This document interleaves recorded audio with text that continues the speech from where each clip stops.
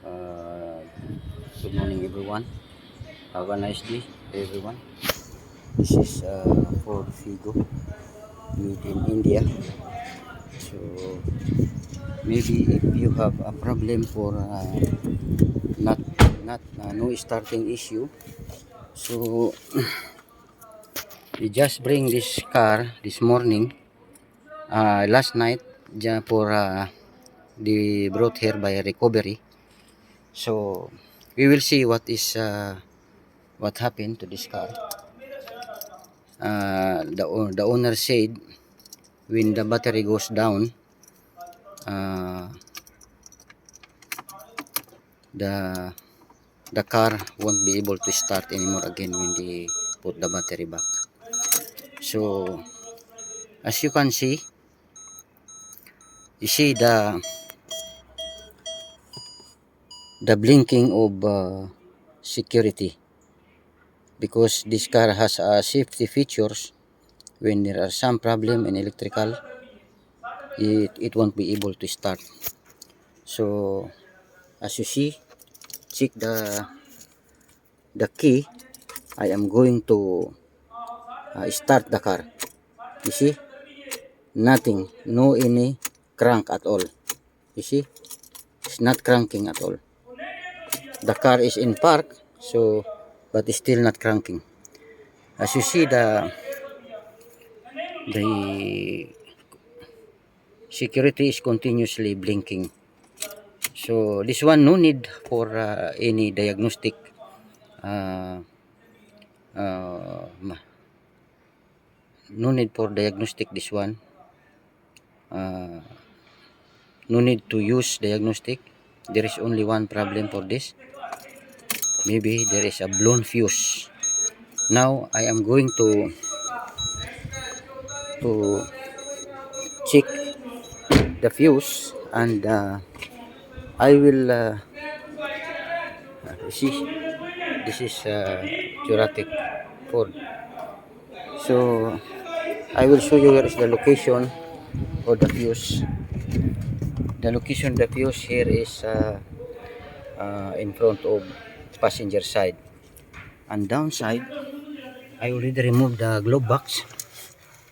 You see, there is fuse here. It's not there because I removed it, because I found out that there is a blown fuse here.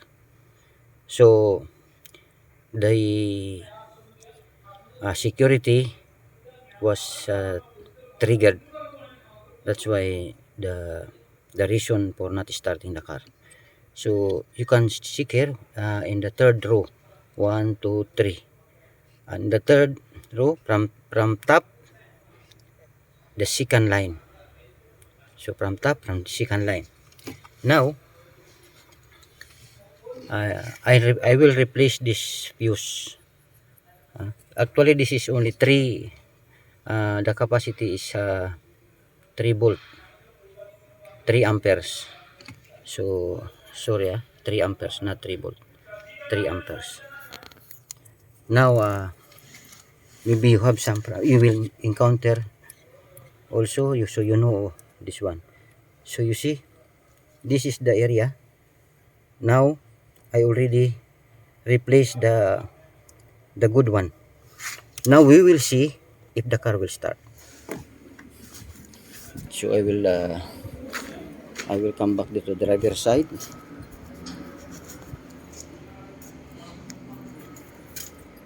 So this car is a Ford Figo made in India. You see, now you see the blinking of this